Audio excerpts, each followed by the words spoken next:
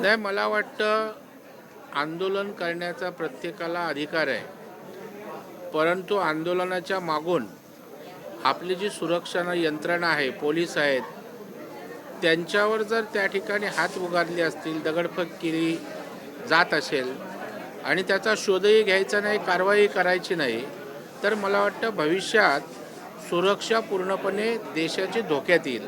आणि त्याच्यामुळे मला वाटतं जे निर्दोष आहेत, जे गुन्हेगारी प्रवृत्तीचे नाहीत, त्यांच्या संदर्भात सकारात्मक भूमिका केंद्र सरकारने, राज्य सरकारने घेतलेलीच आहे आणि महाराष्ट्रामध्ये देवाभाऊनी घेतलेली आहे. परंतु काही हिंसक लोक जर आंदोलनात घुसून आंदोलनाचा लाभ घेत जर चुकीच्या गोष्टी करत असतील तर त्यांना सोडा असं म्हणणं म्हणजे मला वाटतं चुकीचं आहे.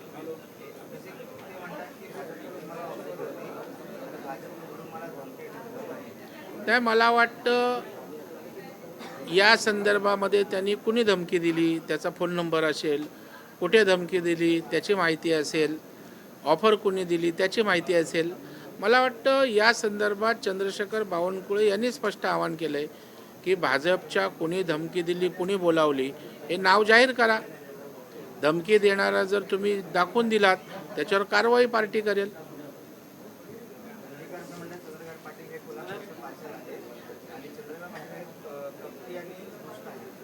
कोण बोलतंय? नाही, मला वाटतं दंगेकरांनी जरा स्वतःची अजून अवकात बनवावी आणि मग चंद्रकांत दादांना अशा खालच्या पातळीवर त्या ठिकाणी बोलावं. अजून तुम्हाला कोण ओळखत नाही, त्याच्यामुळे चंद्रकांत दादांवर बोलत असताना आपली समाजात प्रतिमा कुवत पहिली उभी करा, त्यासाठी कष्ट करा आणि मग मला वाटतं राणा भीमदेवी थाटात नेता म्हणून जर वक्तव्य केलीत तर त्याला कोण बघेल गांभीर्याने, नाहीतर तुमच्या वक्तव्यांना काडीची किंमत कोण देणार नाही, गांभीर्यानं बघणार नाही. पंतप्रधान म्हणतात की लेट नाईट सोशल मीडियावरती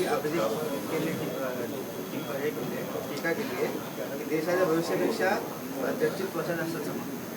नाही, मला वाटतं की अशा प्रकारचं देशाच्या पंतप्रधानांवर बोलणं हे कुठल्या त्या ठिकाणी संस्कारात बसतं हे तपासायला पाहिजे. मला वाटतं पंतप्रधान ही संविधानिक जबाबदारी आहे आणि त्या व्यक्तींना अशा व्यक्तिगत पातळीवर बोलणं मला वाटतं खूप क्षुद्रपणाचा विचार आहे असं मला वाटतं. शेवटचा प्रश्न आहे, ईश्वरपूर नगराध्यक्ष अपराधाची कारवाई झाली. पवारांच्या राष्ट्रपती जयंत पाटील यांनी मुख्यमंत्री आणि उपमुख्यमंत्र्यांची भेट घेतली. नाही, मला वाटतं कारवाया या नियमानुसार होत असतात, कायद्याच्या चौकटीत होत असतात आणि चुकीची कारवाई असेल तर त्याचं नियमन नीट केलं जाईल. कारवाई करण्यालायक परिस्थिती असेल, आधार असेल तर कारवाई केली जाईल.